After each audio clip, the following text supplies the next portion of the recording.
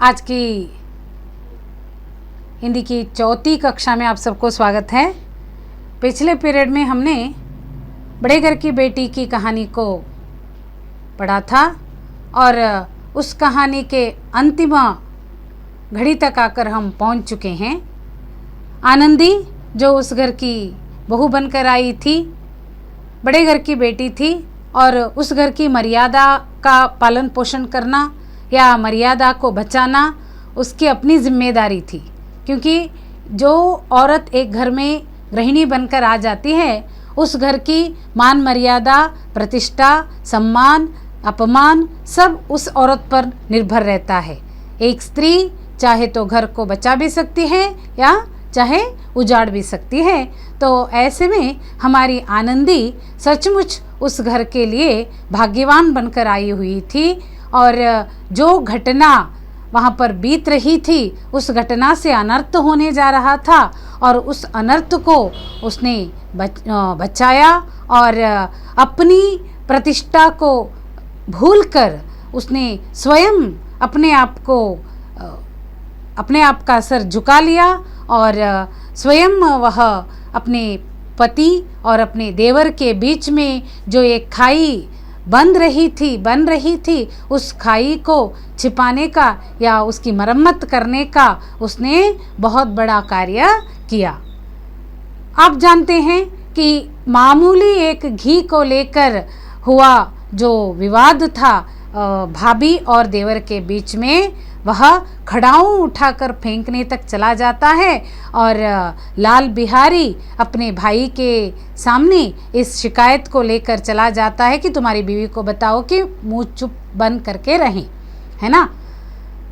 तो श्रीकंठ को असलियत क्या है पता नहीं थी और जब आनंदी ने सारा ब्यौरा अपने पति के सामने बताया तो श्रीकंठ क्रोध से आग बबूला हो जाता है और सीधे सीधे सुबह जाकर अपने पिता बेनी माधव सिंह से जाकर कहते हैं कि पिताजी अब इस घर में मेरा निर्वाह नहीं होगा और आप सोचिए कि या तो इस घर में मेरे छोटे को रहना है या तो मुझे रहना है। बेनी माधव सिंह एक प्रकार से अपने छोटे बेटे के पक्षधारी ही थे क्योंकि वो पुराने ज़माने के आदमी थे और उस गांव में ऐसी सभ्यता चल रही थी कि सभी घरों में औरतें अपने मुंह पर बड़ा सा ताला लगाकर बैठ रहे थे। ऐसी परिस्थिति थी उस वक्त और वो भी चाहते थे कि अपनी बहू इस घर में चुपचाप रहे। जो भी उस पर यंत्रणा हो, जो भी उस पर अपमान हो, उस अपमान को भोगने के लिए, झेलने के लिए उसका जन्म हुआ है, इस तरह सोचकर वो चुपचाप रहें। तो इसीलिए वो अपने बेटे को समझाते हैं। वो क्या समझाते हैं कि एक लड़की के पीछे आकर तुम अपने भाई के साथ अन्याय कर रहे हो, भाई को छोड़ने को तुले हो। और उस वक्त श्रीकंठ की कहने की जो व्याख्या है वो सचमुच समाज के सभी पुरुषों को ध्यान से सुनना चाहिए और अपने जीवन में उसको अप्लाई करना चाहिए। वो क्या बताता है? वो कहता है कि मैं उत्तरदायी हूँ, मैं जिम्मेदार हूँ। कहाँ जिम्मेदार हूँ मैं? भगवान के दरवाजे पर मैं जिम्मेदार हूँ। मेरा भी कुछ फ़र्ज़ है। एक लड़की एक घर में बहू बनकर आ जाती है तो अपने सब सगे संबंधियों को, अपने जन्मदाताओं को, अपने भाई बहनों को, सबको छोड़कर वो यहाँ पर चली आती है। इस विश्वास से वो चली आती है कि यहाँ पर उसका सर्वस्व यहीं पर है, उसके सुख दुख में यहाँ के लोग सब भागीदार होंगे। इस विश्वास के साथ, इस यकीन के साथ जब वो इस घर में चली आती है तो पति होने के नाते हमारा भी कर्तव्य बनता है कि उसका अपमान मेरा अपमान समझे, उसका दुख मेरा दुख समझे, उसकी खुशी मेरी खुशी समझे।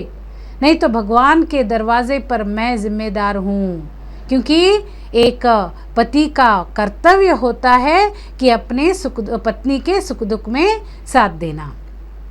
तो ऐसे में मेरी गैरहाजिरी में मेरी पत्नी पर इस प्रकार खड़ाऊं के बौछारें हो जाती हैं और मैं सबको जानकर बूझकर चुपचाप रहूं तो मेरा कैसा पुरुषत्व है, मैं कैसा पति हूँ, अपने पत्नी के लिए मैं कैसा फ़र्ज़ निभा सकता हूँ। है ना। इसलिए पिताजी मुझे यहाँ नहीं रहना है, या तो उसे रहना है या तो मुझे रहना है। तो इस प्रकार बाप बेटे के बीच में बातें चल रही थी। उस वक्त बाहर गांव के सब लोग आकर बैठे हुए थे, कोई ना कोई बहाना लेकर, क्योंकि उनको काम तो कुछ नहीं था, बस ये था कि इस घर में आगे नतीजा क्या होगा। क्योंकि यही श्रीकंठ सब लोगों को बताता था, उपदेश देता था कि सब संयुक्त परिवार में रहें, एकत्र रहें।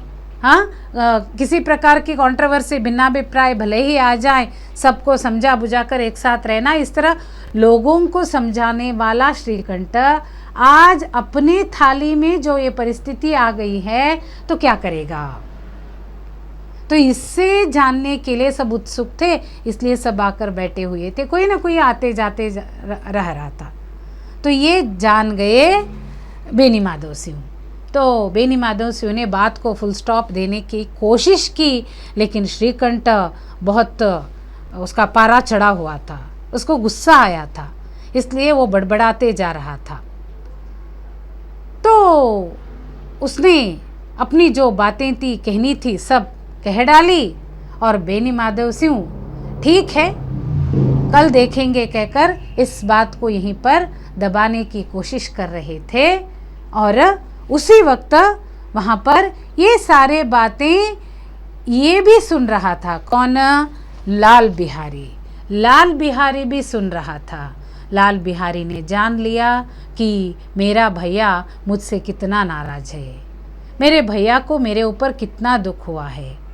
कहने के लिए उसने अपने भाभी के साथ जो व्यवहार करना था वो कर दिया, वो भी क्रोध के वश में आकर, लेकिन अब उसको पश्चाताप हो रहा है कि अपने राम के जैसे भाई के सामने मेरा ये दुर्व्यवहार ठीक नहीं है, मुझे ऐसा नहीं करना चाहिए था। तो तुरंत उसे अपनी गलती का एहसास हो जाता है, और वह तुरंत, मतलब वो भी किसी भी तरह अपने भाई की दोस्ती से या भाई के बांधव्य से दूर होना वो भी नहीं चाहता था। कहने के लिए कहा उसने, भाई पर उसको अत्यंत गौरव था, अत्यंत भक्ति, विश्वास, प्रेम सब कुछ था, लेकिन अब बात बिगड़ जाएगा, उसको डर लगने लगा। तो पिछले पीरियड में हमने यहाँ तक देखा था, और उस वक्त उसने क्या किया, बात को बनाने के लिए उसने तुरंत अपने आप को झुकाने की कोशिश की। यहाँ पर देखिए, उसका मन कहता था कि भैया मेरे साथ अन्याय कर रहे हैं। यदि श्रीकंठ उसे अकेले में बुलाकर दो चार बातें कह देते, इतना ही नहीं दो चार तमाचे भी लगा देते, तो कदाचित उसे उतना दुख नहीं होता। पर भाई का ये कहना कि अब मैं उसकी सूरत तक नहीं देखना चाहता, लाल बिहारी से सहा नहीं गए। इतना नफरत कर रहे हैं मेरे भाई मुझसे, इतनी नफरत। उसने सोचा नहीं था कि भाई इतना गुस्सा हो जाएगा, इतना नाराज़ हो जाएगा, मेरी सूरत नहीं देखना चाहता, मुझे उतनी घृणा कर रहे हैं, तिरस्कार कर रहे हैं। बहुत दुख हुआ उसे। रोता हुआ घर आया, कोठरी में जाकर कपड़े पहने, आंखें पोंछी, जिसमें कोई ये ना समझे कि वो रोता था। तब आनंदी के द्वार पर आकर बोला, सीधे आ गया कहाँ पर, भाभी के कमरे के सामने। जिस भाभी पर उसने रूखा सूखा व्यवहार किया था, उसी भाभी के सामने अब बहुत ही नम्रता से, शर्मियत से वह उस भाभी के सामने आकर खड़ा हो जाता है। अब वह भाभी के सामने आया। भाभी, भैया ने निश्चय किया है कि वह मेरे साथ घर में नहीं रहेंगे, अब वह मेरा मुंह नहीं देखना चाहते, इसलिए मैं जाता हूँ। तो मेरे कारण से आप लोगों को घर छोड़कर जाना, वजह मैं, हाँ, तो मैं गुनहगार नहीं बनना चाहता, मैं पापी नहीं बनना चाहता। भले ही मेरे हाथ से ही, मुझसे ही गलती हो चुकी है, मैं मानने को तैयार हूँ। उन्हें फिर मुंह न दिखाऊंगा, मुझसे जो कुछ अपराध हुआ उसे क्षमा करना। तो पश्चाताप से बढ़कर और कोई प्रायश्चित नहीं होता। किसी भी व्यक्ति को अपनी गलती का एहसास हो गया तो यही सबसे बड़ा प्रायश्चित है। तो इसे अब लगा ना, इतना रूखा सूखा व्यवहार करने वाले लाल बिहारी को अब लग गया कि उसने जो कुछ भी किया है वह बिल्कुल गलत है। भैया के साथ जिस तरह पेश आया, भाभी के साथ जैसे अमानवीय व्यवहार उसने किया, वो व्यवहार बिल्कुल गलत है। उसे लगा और वो सोचने लगा कि मेरा मुंह नहीं देखना चाहता है मेरा भाई, तो इसका मतलब ये है कि उसको मुझ पर कितनी नफ़रत हुई होगी, कितना गुस्सा आया होगा। तो वो कुछ भी बर्दाश्त कर सकता था, लेकिन भाई अपना मुंह नहीं देखेगा, ये बात सुनकर उसे बहुत ही दुख हुआ। वो कहते कहते लाल बिहारी का गला भराया। गला भराने ने दुख का आवेग बढ़ते जाना, दुख बढ़ गया उसका, मुंह से शब्द नहीं फूट रहे थे, गला भर गया दुख से। तो यहाँ तक हमने पिछले पीरियड में सुना था।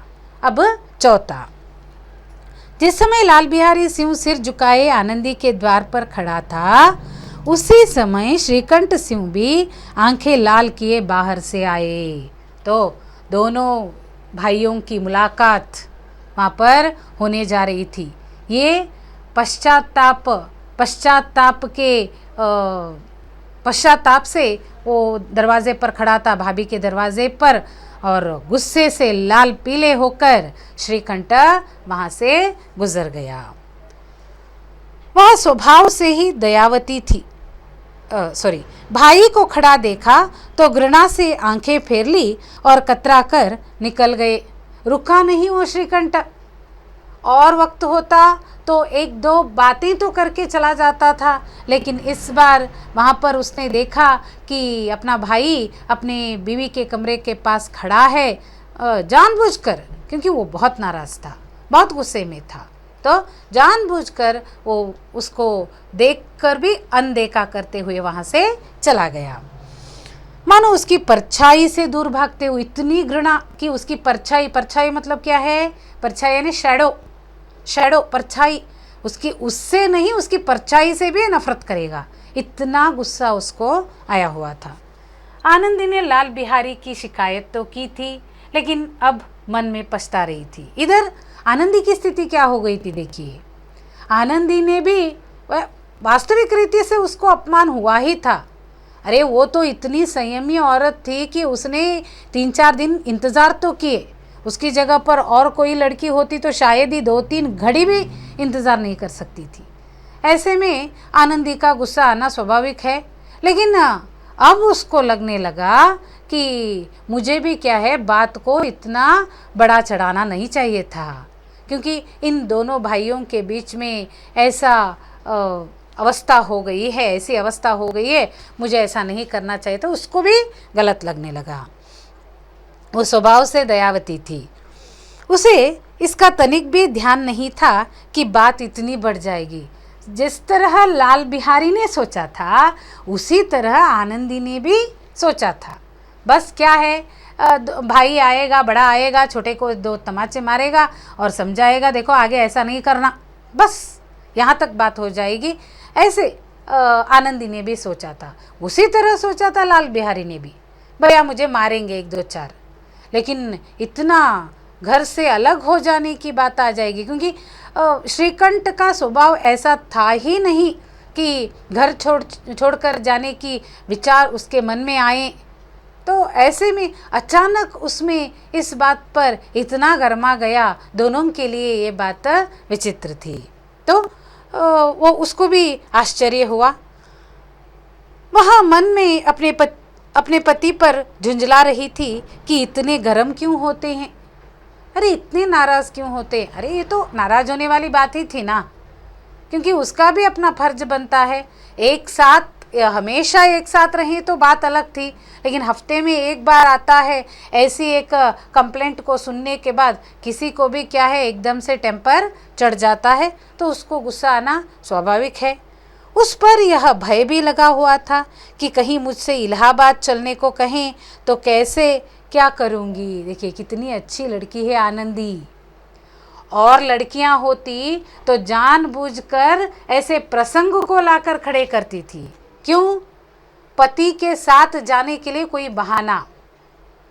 पति कहाँ रहता था? इलाहाबाद में। इलाहाबाद में एक ऑफिस में काम कर रहा था ना वो, तो पति के साथ रहने के लिए, और यहाँ पर संयुक्त परिवार में, जॉइंट फैमिली में ससुर के देवर की सेवा करके हफ्ते में एक बार आने वाले पति का इंतज़ार करके कौन बैठेंगे लड़कियाँ आजकल की, है ना। सब लोग चाहते हैं कि मैं अपने पति के साथ जाऊंगी, मैंने पति से शादी की है, इन घर बाकी घर वालों से नहीं, है ना।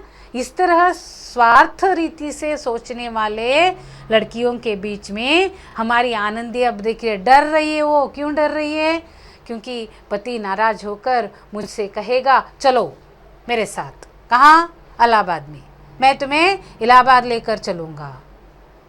अगर मैं चली जाऊंगी तो यहाँ पर इन दोनों की हालत क्या हो जाएगी, है ना। इस तरह ये अब चिंतित, वो नहीं चाहती थी कि इनको छोड़कर स्वार्थी बनकर पति के पीछे मैं चली जाऊं। हाँ, इतनी नेक, इतनी ईमानदार, इतनी संयमी सभ्य लड़की थी आनंदी। इस बीच में जब उसने लाल बिहारी को दरवाजे पर खड़े ये कहते सुना, अब मैं जाता हूँ, मुझसे जो कुछ अपराध हुआ क्षमा करना, तो उसका रहा सहा क्रोध भी पानी हो गया। सचमुच भाभी माँ की जैसी होती है, माँ ही होती है एक तरह से। वो उसके सामने खड़ा हुआ व्यक्ति उसका देवर नहीं, उसके बेटे की तरह अब उसको लग रहा है। वो जब कहने लगा कि मैं शर्म से पानी पानी हो रहा हूँ, मुझे बहुत शर्म आ रही है, मैंने आपके साथ जो सलूक किया, जो व्यवहार किया, वो मनुष्य सहज के करने का व्यवहार नहीं था, तो सचमुच बहुत बड़ा अपराध मुझसे हो गया है। इसलिए मैं आप लोगों को मुंह दिखाने लायक भी मैं नहीं हूँ, मैंने बहुत बड़ी गलती की है, इसलिए मुझे हो सके तो माफ़ करो। इस तरह जब उसने कहा तो आनंदी को भी बहुत बुरा लगा, और जो क्रोध इतनी देर तक उसमें था वो सारा क्रोध क्या हो गया? पानी की तरह शांत हो गया। तो उसे बहुत ही दुख हुआ, वह रोने लगी। देखिए स्वयं आनंदी अब रोने लगी है। तो उस क्यों रोने लगी है? उसको भी अब क्या है? पश्चाताप होने लगा है। मुझे इस बात को बढ़ाना नहीं चाहिए था। मन का मैल धोने के लिए नयन जल से उपयुक्त और कोई वस्तु नहीं है ना। इसीलिए मन के मैल को, मन में जो गंदगी होती है या मन की जो पीड़ा होती है, मन का जो दुख होता है, उसको धोने के लिए आंसू बहाना चाहिए। मन अंदर ही अंदर क्या है? दुख को दबा कर रखना नहीं चाहिए, रोना चाहिए। मेडिकल साइंस भी यही कहता है कि मनुष्य को कभी कभी रोने से आंखें भी स्वस्थ हो जाते हैं और मन हल्का सा हो जाता है। हाँ, इसीलिए उसका मन जो है भारी भारी रहा था, अब एकदम से हल्का हो गया। अब क्या है? संपूर्ण, मतलब जिस प्रकार जोर से बारिश आकर चले जाने के बाद स्वच्छ हो जाती है प्रकृति एक बार, उस तरह उसका दिमाग भी क्या है? शांत स्वच्छ होने लगा। श्रीकंठ को देखकर आनंदी ने कहा, लाल बिहारी खड़े बहुत रो रहे हैं। तो सीधे पति के पास आ गई। पति के पास आकर कहने लगी, रो रहा है तुम्हारा भाई, रो रहा है, तो मैं क्या करूं? साहब गुस्से में थे, तो मैं क्या करूं? अरे रोने लायक काम उसने किया है, अब रोए, मैं क्या करूं? आनंदी, भीतर बुला लो, मेरी जीभ में आग लगे, मैंने कहाँ से ये झगड़ा उठाया? अरे सब गलतियों का जड़ मैं ही हूँ, तो मेरी जीभ में आग लगे, मैंने ही ये बात को छेड़ी। उनको अंदर बुलाओ। मैं ना बुलाऊंगा, पछताओगे, उन्हें बहुत ग्लानि हो गई है, ऐसा ना कहो कहीं चल दें। तो वो घर छोड़कर जाने को तैयार। आप इतने नाराज़ क्यों हैं? हाँ, आप इतने कठोर क्यों हैं? वो घर छोड़कर, आपका अपना प्यारा भाई घर छोड़कर जाने को तैयार हुआ है और आप पत्थर बने बैठे हुए हो। श्रीकंठ न उठे। इतने में लाल बिहारी ने फिर कहा, भाभी भैया से मेरा प्रणाम कह दे। वह मेरा मुंह नहीं देखना चाहते, इसलिए मैं भी अपना मुंह उन्हें ना दिखाऊंगा। मैं लायक नहीं हूं उनको मुंह दिखाने के लिए। जब वो मेरा चेहरा नहीं देखना चाहते तो मैं लायक नहीं हूं कि उनको अपना मुंह दिखाएं। इसलिए भाभी, हाँ, गलती तो मुझसे हुई है, तो इसलिए मेरा प्रणाम मेरी तरफ से आप बता दीजिए, मैं यहाँ से चला जाऊंगा। लाल बिहारी इतना कहकर लौट पड़ा और शीघ्रता से दरवाजे की ओर बढ़ा। अंत में आनंदी कमरे से निकली और उसका हाथ पकड़ लिया। किसका? लाल बिहारी का। लाल बिहारी का हाथ उसने पकड़ लिया। वो जाने वाला था। ये महाशय तो उठने का नाम नहीं ले रहा है। श्रीकंठ नाराज होकर बैठा हुआ है और अब बात बिगड़ जाएगी, वो चला जाएगा तो वापस नहीं आएगा, क्योंकि पहले से ही जिद्दी आदमी है, तो स्वयं यही उठी। लाल बिहारी ने पीछे फिर के देखा और आंखों में आंसू भरे बोला, मुझे जाने दो, मुझे जाने दो, क्यों रोकती हो मुझे? कहाँ जाते हो? जहाँ कोई मेरा मुंह न देखे। देखिए कितना पछता रहा है। मैं इतना पापी हूँ कि मैं किसी को मुंह दिखाने लायक नहीं हूँ। इसलिए मैं ऐसी जगह पर जाऊँगा जहाँ पर मेरा कोई मुंह मेरा नहीं देखेगा। ऐसी जगह पर मैं कहीं भी मैं दूर चला जाऊँगा, मैं ना जाने दूंगी। लाल बिहारी, मैं तुम लोगों के साथ रहने योग्य नहीं हूँ। तो लाल बिहारी कहता है, आप नहीं जाने देंगे, ये आपका बड़प्पन है, लेकिन मैं इतना घटिया इंसान हूँ कि मैं आप लोगों के साथ रहने लायक नहीं हूँ मैं। आनंदी, तुम्हें मेरी सौगंध, सौगंध यानी कसम, तुम्हें मेरी कसम, अब एक पग भी आगे ना बढ़ाया तो पैर आगे मत रखो, घर से बाहर मत जाओ, मैं कसम खाती हूँ, हाँ, मत जाओ। लाल बिहारी, जब तक मुझे ये ना मालूम हो जाए कि भैया का मन मेरी तरफ से साफ हो गया है, तब तक मैं इस घर में कदापि न रहूँगा। तो नहीं, आपने तो मुझे माफ़ किया, लेकिन मेरा अपना भाई जो मेरा मुंह नहीं देखना चाहता, उसको मुझे माफ़ करना चाहिए। वो अगर मेरे तरफ से, उसके मन से मेरे तरफ का जो मैल है वो दूर चला जाएगा ना, तब मैं आने की कोशिश करूँगा या आने का विचार करूँगा।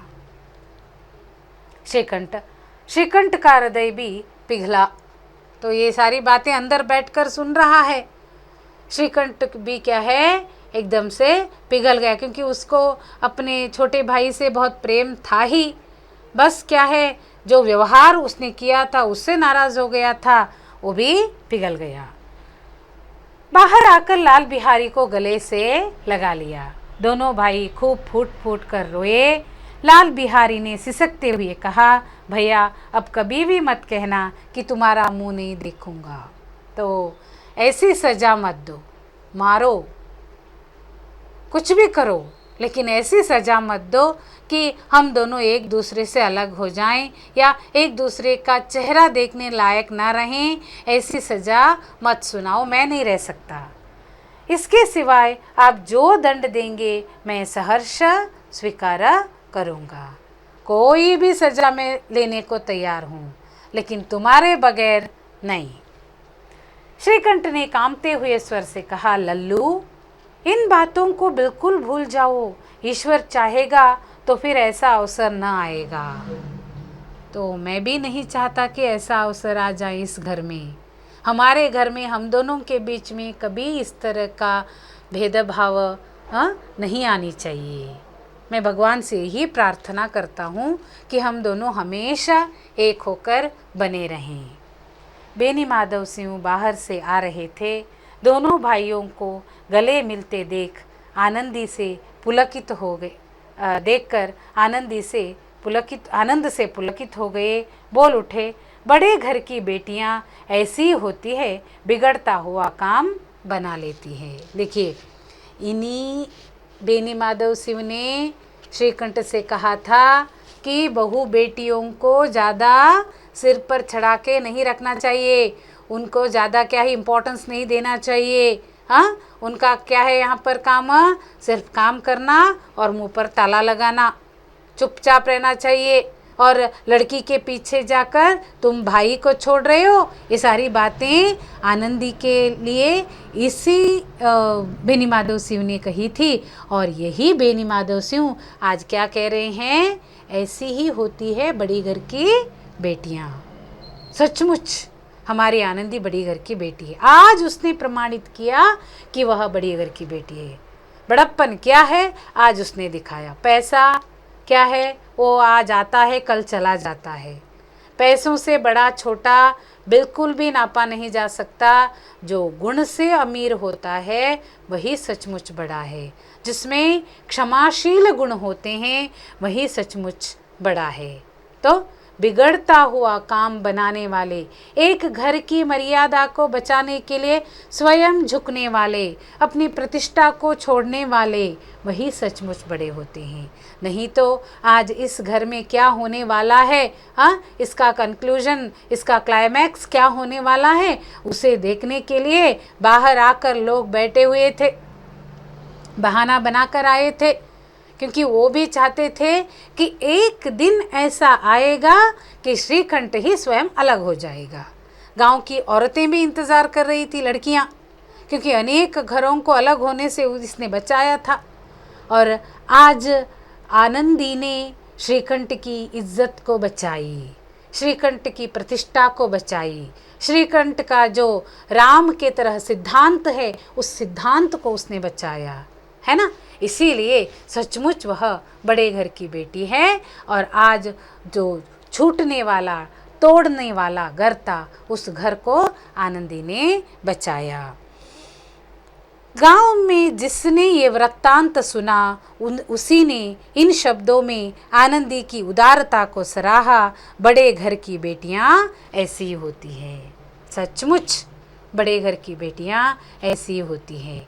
इसीलिए प्रेमचंद ने इस कहानी का शीर्षक रखा है बड़े घर की बेटी। सचमुच ये शीर्षक जो है संदर्भोचित, समयोचित और कथा के अनुकूल है। इसीलिए कहा जाता है कि एक कहानी लिखनी कोई बड़ी बात नहीं है। कहानी के अनुकूल उसको क्या है, एक रूप देना, उसको एक शीर्षक देना और समयानुसार उस कहानी को आगे ले जाना, वो बहुत बड़ी बात है। तो प्रेमचंद की ये कहानी जो है आज के ज़माने में, मतलब प्रेमचंद का ज़माना था 1880 से 1936 तक, और उस ज़माने में जो परिस्थिति थी आज भी थोड़ी बहुत वो परिस्थिति है। हर घरों में अपनी खिचड़ी अलग पकाने वाली बातें ही होती है। हर घर में क्या है, लड़की ब्याह करके जाना चाहते जिस घर में केवल उसका पति अकेला हो। तो ऐसे में हमारी आनंदी और आनंदी के माता पिता जो 7 कन्याओं के जन्मदाता थे, उन्होंने भरे घर में, ऐसे घर में, वो भी मध्यम वर्ग के, वो अमीर होने के बावजूद भी एक मध्यम वर्ग के घर में श्रीकंठ के गुण को देखकर प्रभावित होकर श्रीकंठ को अपने कन्या दान किया उन्होंने, बिना किसी शिकायत के। नहीं तो सब सोचते थे बड़ी अमीर घर की लड़की है, इस मध्यम वर्ग के लड़के के साथ क्यों दें, एक मामूली दफ्तर में काम करता है। और उस वक्त उनकी परिस्थिति भी वैसी ही थी। और आनंदी ने भी अपनी माँ बाप की मर्यादा को भी बचाया, उनकी इज्जत को बचाया, और यहाँ अपने पति के घर की इज्जत को भी बचाकर उसने प्रमाणित किया कि बड़ी घर की बेटी मतलब ऐसी होनी चाहिए। तो बहुत ही सुंदर कहानी, और इस कहानी के माध्यम से हमें अनेक विषय सीखने को मिलते हैं। यहाँ पर कैसे कैसे विषय हम सीख सकते हैं इस कहानी के, खास करके आजकल के युवा पीढ़ी को, वो स्त्री हो या पुरुष हो। यहाँ पर देखिए आनंदी और श्रीकंठ, आनंदी और श्रीकंठ दोनों के पात्र से हम देख सकते हैं श्रीकंठ ने क्या किया, वो पहले अपने बाप और अपने भाई दोनों को बहुत चाहता था, पिता का बहुत आदर करता था, भाई को बहुत चाहता था, जो वो कहीं उसको दिलाता था, भले ही वो कुछ कमाता नहीं था। कौन? लाल बिहारी कुछ कमाता नहीं था, फिर भी इस घर की सारी जिम्मेदारी यही संभालता था। तो वहाँ तक क्या है, एक भाई का उसने अपना जो रिश्ता था या भाई का जो योगदान था उसने निभाया। एक पुत्र बनकर अपने पिता के साथ जो कर्तव्य करना था वो भी उसने निभाया, क्योंकि पिता की बहुत आदर करता था वो। और पत्नी के आने के बाद उसके भी अपने एक पति बनकर एक कर्तव्य बनते हैं ना, तो उस कर्तव्य को भी उसने बखूबी निभाया। देखिए कैसे वो जब पिता से उसने एक पैराग्राफ में वहाँ पर है कि जो बातें उसने कही कि मैं भी जिम्मेदार हूँ भगवान के दरवाजे पर, है ना, मुझे अपने पत्नी के मान सम्मान में भाग लेना चाहिए। तो इतने चाहने वाले अपने भाई को छोड़कर जाने के लिए वो तैयार हो गया। तो इसमें क्या है, पत्नी पर अधिक प्रेम नहीं, स्वार्थ नहीं है, कर्तव्य। यहाँ पर उसका कर्तव्य, अपने पति बनने का कर्तव्य उसे उसने निभाने की कोशिश की। तो इस प्रकार एक बात यहाँ पर हम श्रीकंठ के माध्यम से सीख सकते हैं। और सबसे ज़्यादा इम्पॉर्टेंट रोल यहाँ पर किसका है, आनंदी का है। आनंदी वो चाहे तो अपने पति को उंगली पर नचा सकती थी, आजकल की लड़कियां जो करती हैं, है ना, उंगली पर नचा सकती थी, लेकिन उसने ऐसे नहीं किया। वो बड़े घर से आई हुई थी, अमीर घर से आई हुई थी, यहाँ आने के बाद हर रोज़ वो कोई ना कोई शिकायत कर सकती थी, उसने ऐसा नहीं किया। सर्वस्व अपना यहीं पर है, उसने अपने आप को संभाल लिया और इस अभावों के बीच में भी वह तृप्त रहने लगी। यानी जो है उसी में तृप्त होने का जीवन, ये हमारी लड़कियों के लिए बहुत इम्पॉर्टेंट है, बहुत महत्वपूर्ण है। नहीं तो अभाव हर घर में होते हैं, जिनके पास पैसे होते हैं वो सुखी हैं, ऐसे हम बोल नहीं सकते। हाँ, और जो गरीब हैं वो दुखी हैं, वो भी हम नहीं कह सकते। ये सुख और दुख जो है सब मन की बात है। हम अपने मन में किसी को चाहने लगे तो वो सुखी है, परिस्थिति के अनुकूल अपने आप को समझौता करके हम रहने लगे तो हम खुशी रह सकते हैं। नहीं तो रोज़ हम कंप्लेंट भी कर सकते हैं, हमें वो चाहिए ये चाहिए, जो है वो हम हमारे लिए बस नहीं है, सेटिस्फेक्शन नहीं है, तृप्ति नहीं है। यानी हमारे पास जो है वो कुछ नहीं है और जो पड़ोसियों के पास है वो सब कुछ है। इस तरह कहने वाले औरतें ही आज ज़्यादा है। ऐसे में आनंदी यहाँ इतने अभावों के बीच में पति के गैर हाजिरी में भी अपने ससुर और अपने देवर को खाना बनाते हुए पकाते हुए अपने गृहस्थ जीवन को किस तरह निभा रही थी, उसे आजकल की लड़कियों को सीखने लायक बातें हैं। तो अंत में ससुर के मुंह से एक शाबाशी जब वो लेती है ना, वो सबसे ज़्यादा महत्वपूर्ण है। बड़े घर की बेटियां ऐसी ही होती है, बिगड़ने वाले काम को बना देती है। तो इन सब को मिलाकर एक स्वस्थ समाज के निर्माण करने का उद्देश्य इस कहानी से हम देख सकते हैं।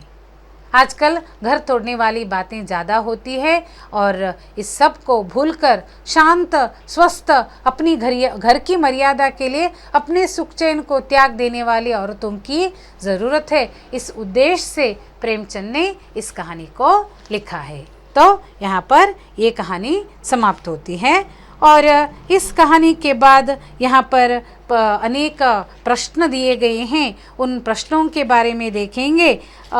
जब मैंने ये पाठ शुरू करने से पहले आपसे कहा था कि सबको टेक्स्ट बुक लेना ज़रूरी है, और मैं सोचती हूँ कि आप सब लोगों ने ऑलरेडी टेक्स्ट बुक लिए हैं, और अगर नहीं लिए हैं तो ज़रूर एक पाठ समाप्त हो गया है, एक अध्याय समाप्त हो गया है, इसलिए ज़रूर आप सब टेक्स्ट बुक खरीदिए। पुराना अगर मिलता है वो भी सही है, क्योंकि सिलेबस चेंज नहीं हुआ है, और आप सब लोग टेक्स्ट बुक खरीदिए। और जब पाठ समाप्त होने के बाद क्वेश्चन आंसर्स जो आते हैं, उस क्वेश्चन आंसर्स को आपको कंपलसरी लिखना है।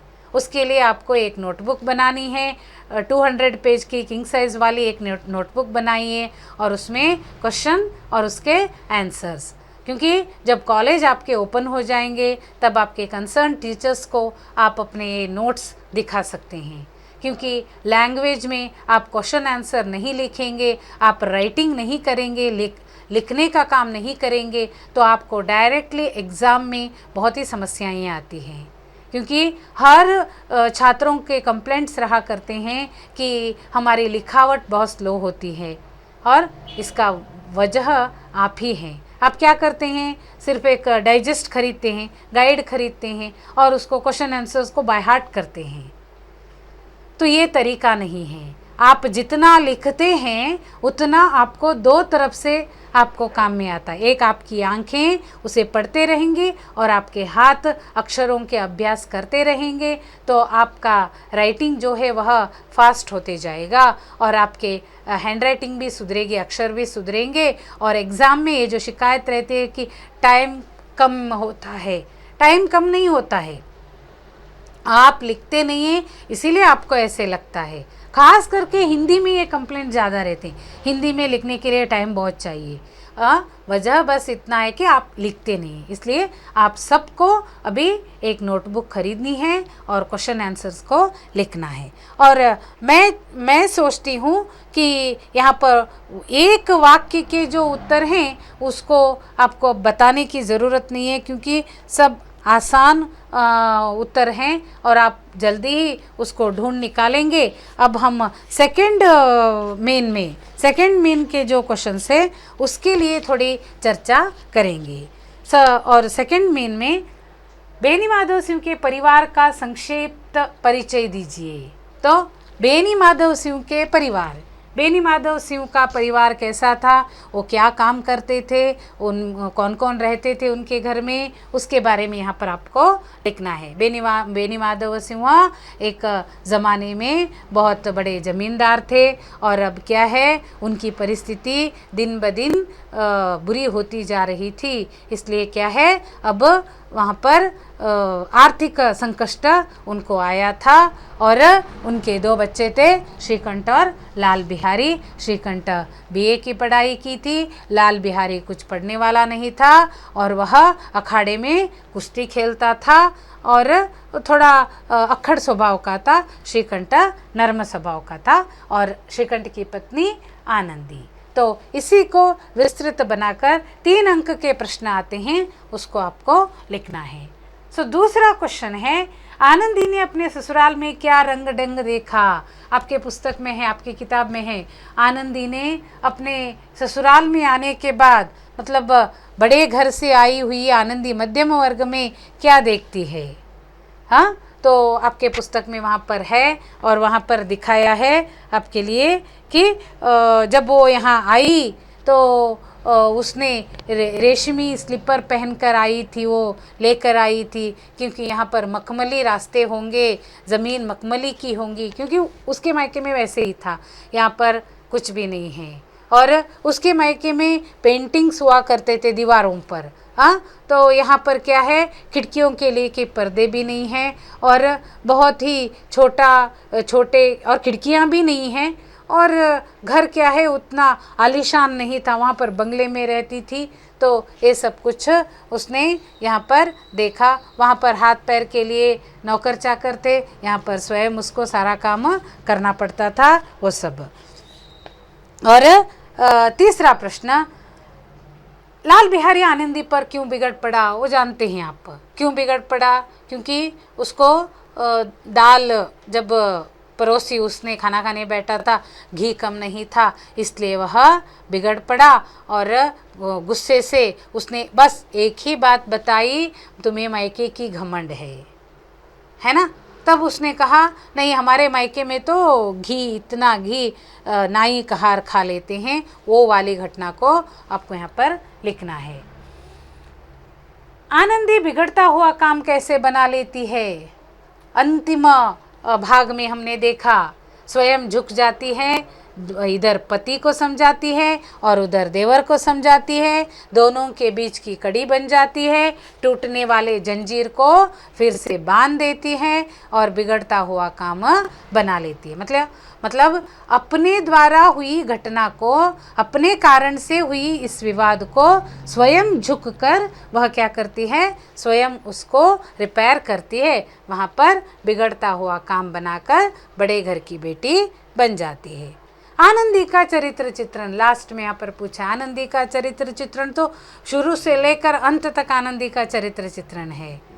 बड़े घर से आई थी, भूप सिंह की चौथी लड़की, और भूप सिंह चाहते थे कि अपनी लड़की की शादी बड़े घर मतलब अमीर घर में करके दे, लेकिन आर्थिक स्थिति की तंगी से इस घर में करके देना पड़ा। स्वभाव से बहुत नम्र थी और संयमी थी और पति की घर की मर्यादा के लिए वह ज़्यादा महत्व देती थी, और किस तरह उसने अपने प्रतिष्ठा को छोड़कर इस घर की मर्यादा को बचाई, उसे संक्षिप्त में लिखना है।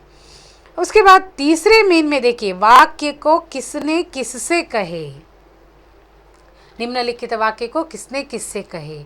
तो एक यहाँ पर क्या है, आपको सिर्फ एक एग्जाम्पल मैं देती हूँ, बाकी आप कहानी जब पढ़ेंगे अपने आप आपको समझ में आ जाएगा। जल्दी से पका दो मुझे भूख लगी है, जल्दी से पका दो मुझे भूख लगी है, ये वाक्य, इस वाक्य को किसने कहा, इस वाक्य को लाल बिहारी ने कहा। किससे कहा, अपने भाभी आनंदी से कहा। तो इस प्रश्न के लिए आपको सिर्फ एक ही लाइन, एक ही वाक्य लिखना है, इस वाक्य को लाल बिहारी ने आनंदी से कहा। 1 अंक का प्रश्न होता है वो।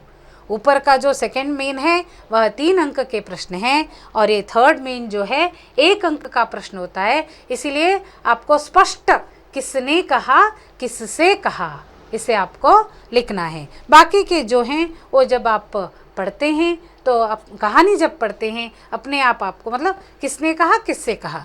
लेकिन 4th मेन में देखिए, ससंदर्भ स्पष्टीकरण कीजिए, ससंदर्भ स्पष्टीकरण कीजिए, इसको आपको ध्यान से देखना है, क्योंकि इस प्रश्न के उत्तर को आपको डिटेल में लिखना पड़ेगा। कैसे हो, मैं एक एग्जाम्पल के तौर पर, उदाहरण के तौर पर आपको मैं यहाँ पर बता देती हूँ।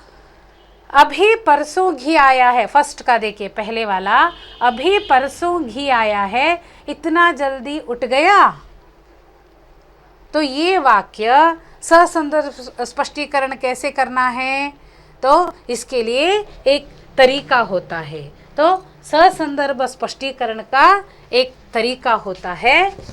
इसके लिए भी आपको 3 अंक हैं, और उस 3 अंक में आपको डिवाइड करना पड़ता है। तो पहला भाग जो होता है ससंदर्भ स्पष्टीकरण का, आपको पाठ का नाम या अध्याय का नाम, पाठ का नाम या अध्याय का नाम आपको पहले लिखना है, और उसके बाद लेखक का नाम आपको कंपलसरी लिखना है। लेखक या कहानीकार का नाम आपको कंपलसरी लिखना है। तो बाद में तीसरे भाग में आपको लिखना है संदर्भ। अब आपको संदर्भ लिखना है। इस तरह ये ससंदर्भ स्पष्टीकरण के लिए आपको पैटर्न होता है। अभी देखिए, अभी परसों घी आया है, इतना जल्दी कैसे उठ गया, तो इसे आपको कैसे लिखना है, प्रस्तुत वाक्य को प्रेमचंद द्वारा लिखित बड़े घर की बेटी पाठ से लिया गया है। इन 2 अंशों को आपको ध्यान में रखना पड़ेगा, इन 2 अंशों को। प्रस्तुत वाक्य को प्रेमचंद द्वारा लिखित बड़े घर के पाठ से लिया गया है। इन 2 पार्ट्स को लिखने के लिए आपको 1 अंक मिल जाएगा। 1 अंक, 1 मार्क फॉर टॉपिक का नाम और लेखक का नाम, कहानीकार का नाम। तो बाद के 2 अंक जो होते हैं वह संदर्भ स्पष्टीकरण के लिए। तो 1+2, इसके लिए 1+2, 3 अंक का आप ससंदर्भ स्पष्टीकरण में लिखना है। और नेक्स्ट पार्ट में आपको संदर्भ में आपको क्या लिखना है, संदर्भ में आपको लिखना है कि इस वाक्य को लाल बिहारी ने कहा ना इस वाक्य को, अभी परसों घी आया है इतना जल्दी कैसे उठ गया, किसने कहा इस वाक्य को, लाल बिहारी ने कहा। किससे कहा, आनंदी से कहा। हाँ, इस वाक्य को लाल बिहारी ने आनंदी से कहा। और नेक्स्ट सेंटेंस आपका होगा किस संदर्भ में कहा, किस संदर्भ में कहा उसने, जब वह 2 चिड़िया लेकर आया था और भावत से उसने बोला मुझे भूख लगी है जल्दी खाना पका दो, और उसने खाना पकाया आनंदी ने, और उसने दाल भी बनाई थी, और लाल बिहारी खाना खाने बैठ गया तो दाल में घी कम था, तो उसने पूछा घी क्यों नहीं है, तो तब आनंदी ने कहा नहीं घी पूरा कहाँ मांस में पड़ गया। तो उसको गुस्सा आया और वह बड़े कठोर आवाज़ में, जैसे कि इस घर की सारी जिम्मेदारी वही लेता है ना। वैसे तो जिम्मेदारी लेने वाला कौन था, श्रीकंठ था जो इलाहाबाद में काम कर रहा है ना। इलाहाबाद में काम करने वाला श्रीकंठ, ये घर के राशन को लाकर देने वाला, और यहाँ पर आदेश करने वाला यहाँ पर लाल बिहारी। तो लाल बिहारी ने कहा परसों लाया है घी इतने जल्दी कैसे, मतलब एक प्रकार का आदेश, जैसे कि ये इस घर की नौकरानी है और ये लाल बिहारी कमाऊ है। इस ऑर्डर के स्वर में उसने इस वाक्य को कहा। तो इस प्रकार आपको यहाँ पर संदर्भ में आपको इस वाक्य को लिखना है। तो इस तरह पैटर्न, पाठ का नाम, लेखक का नाम और संदर्भ, इन तीनों को मिलाने के बाद ससंदर्भ स्पष्टीकरण हो जाता है। तो सभी को आपको ऐसे ही लिखना है। और बाद में मैं सोचती हूँ आप ये सब इसी पैटर्न में आप जब कहानी पढ़ते हैं आप लिख सकते हैं।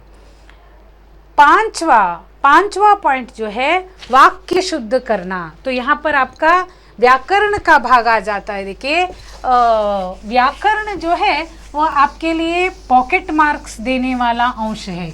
आप अगर सही लिखते हैं उसके लिए आपको एक एक वाक्य के लिए एक एक मार्क्स, एक एक अंक आपको मिल जाते हैं। यहाँ पर देखिए, उनकी पितामह किसी समय बड़े धन धान्य संपन्न थे। यहाँ पर क्या है, प्रश्न क्या है, वाक्य शुद्ध करना है। उनकी पितामह, तो सबसे पहले आपको उस वाक्य को देखना है। इस वाक्य में स्त्रीलिंग, पुल्लिंग, वचन, काल सब सही है, उसे आपको देखना है। ये सब आप हाई स्कूल में पढ़ते आए हैं। तो यहाँ पर इस वाक्य को पढ़ते ही आपको समझ में आ जाएगा कि यहाँ पर फर्स्ट शब्द ही, पहला शब्द ही गलत है। उनकी पितामह, यहाँ पर देखिए उनकी पितामह,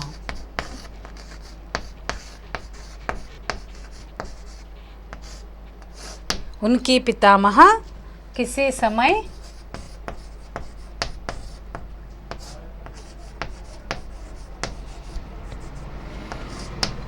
समय बड़े धन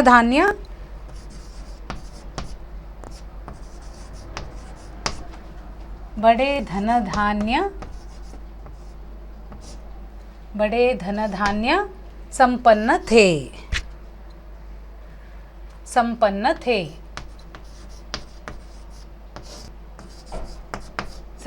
थे।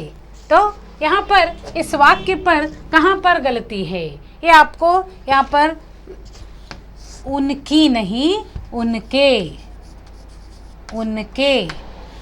उनके पितामह किसी समय बड़े धन धान्य संपन्न थे। इसी प्रकार आगे नेक्स्ट, स्वयं उनका पत्नी को ही इस विषय में उनसे विरोध थी। यहाँ पर भी स्वयं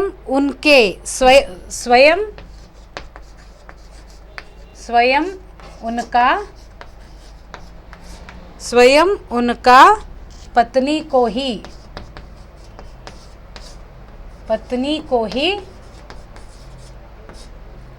इस विषय में उनसे विरोध थी।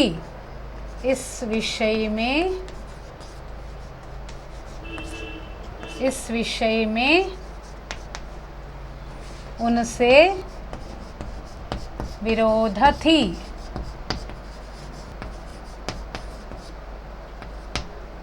विरोध थी।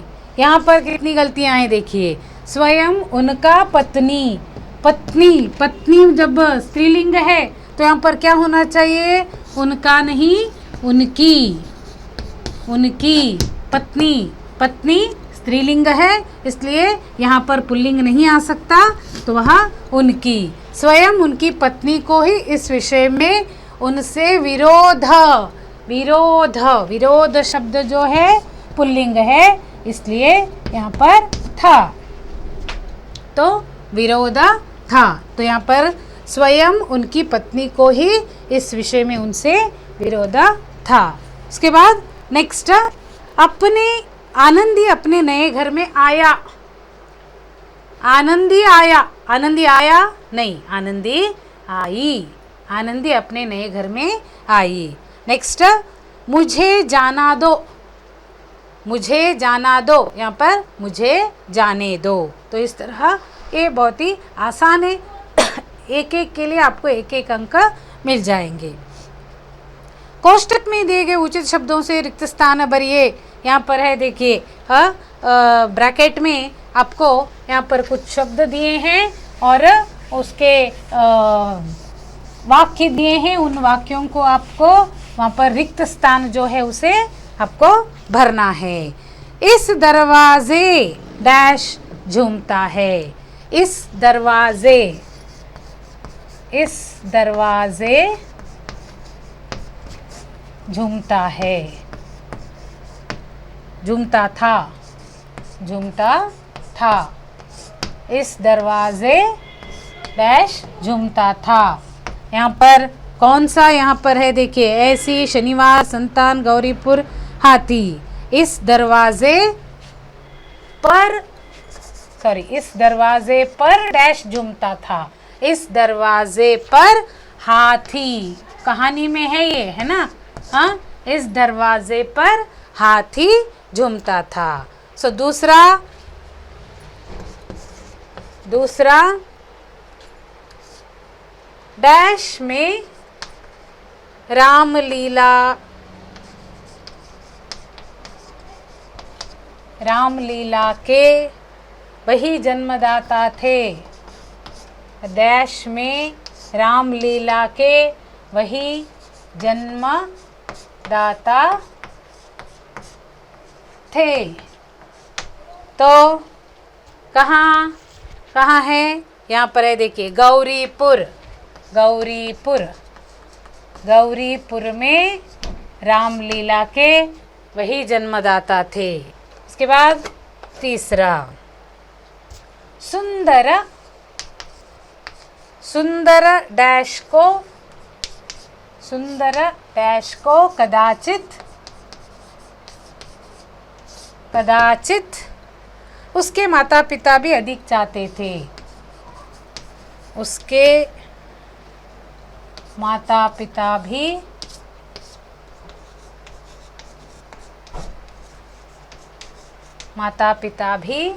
अधिक अधिक चाहते थे,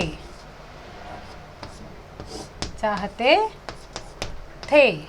सुंदर डैश को, यहाँ पर क्या है, सुंदर संतान, सुंदर संतान, संतान को। और बाद में चौथा श्रीकंठ, चौथा श्रीकंठ, श्रीकंठ डैश को घर आया करते थे, डैश को घर आया करते थे। कब घर आते थे वो, यहाँ पर वार है, कौन से हफ्ते में, शनिवार, शनिवार को, शनिवार को घर आया करते थे, शनिवार को घर आया करते थे। और लास्ट का है बड़े घर की बेटियां, हाँ, ये तो क्या है, एक स्लोगन बन गया है, बड़े घर की बेटियां ऐसी ही होती है, बड़े घर की बेटियां ऐसी होती है। तो नेक्स्ट सातवां प्रश्न, सेवेंथ मेन, सातवां प्रश्न क्या है, लिंग, लिंग देखिए, हाँ, अन्य लिंग रूप लिखिए, अन्य लिंग रूप, अन्य लिंग रूप लिखिए। अन्य लिंग रूप लिखिए। क्या है यहाँ पर? ठाकुर, ठाकुर, ठाकुर की पत्नी को क्या कहा जाता है? ठाकुर के पत्नी को कहा जाता है ठकुराइन, ठकुराइन, ठाकुर ठकुराइन, ठाकुर ठकुराइन। और दूसरा पति, सब जानते हैं, पति पत्नी, पति पत्नी। और तीसरा बेटा बेटी, बेटा बेटी। और चौथा स्त्री, सब एक रिलेटेड है यहाँ पर, स्त्री पुरुष। आसान है, बहुत आसान, इसीलिए कहा कि यह पॉकेट मार्क्स है। पुरुष बुद्धिमान, बुद्धिमान, बुद्धिमान, बुद्धिमती, बुद्धिमती, बुद्धिमान, बुद्धिमान पुरुष है, बुद्धिमती स्त्री है। हाथी, हाथी, हाथी हथिन, हाथिन, हाथिन। भाई,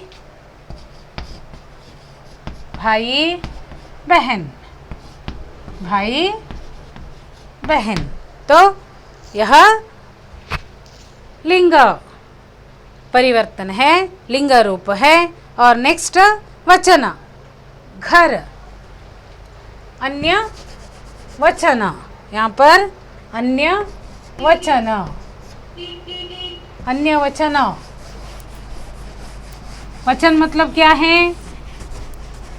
वचन यानी एक है तो एक वचन, संख्या में, संख्यावाचक में। तो एक से ज़्यादा है तो वह बहुवचन। घर, घर, घर एक हो या चार हो उसको घर ही कहते हैं, उसमें घरें घरों नहीं होती। तो घर, एक घर है तो एक घर, घर है तो उसके बाद दो है, तीन है, चार है तो चार घर हैं। हाँ, और उसके बाद बेटी, बेटी बेटियाँ, बेटी बेटियाँ। और भैंस, भैंस। उसके बाद स्त्री, स्त्री स्त्रियाँ, स्त्री स्त्रियाँ। आँखें, आँखें, आँखें आँख, आँखें आँख। और लास्ट थाली, थाली थालियाँ, थाली थालियाँ। तो यहाँ पर यह वचन रूप है। तो यहाँ पर ये बड़े घर की बेटी अध्याय समाप्त हो जाता है। और सब इसका क्वेश्चन आंसर और उसका ग्रामर सेक्शन जो है उसे लिखिए।